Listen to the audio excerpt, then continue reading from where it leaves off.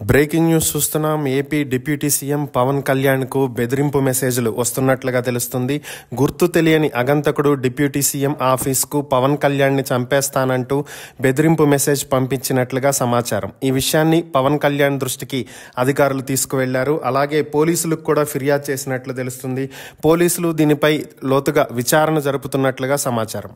Breaking news చూస్తున్నాం. AP deputy CM Pawan Kalyan కు బెదిరింపు మెసేజ్లు వస్తున్నట్లుగా తెలుస్తుంది.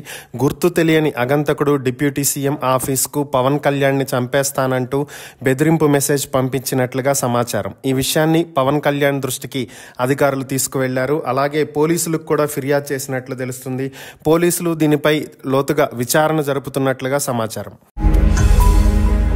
ఈ వీడియో గనుక మీకు నచ్చినట్లయితే లైక్ చేయండి, షేర్ చేయండి. మరిన్ని వీడియోస్ కోసం మా ఛానల్ను సబ్స్క్రైబ్ చేయండి.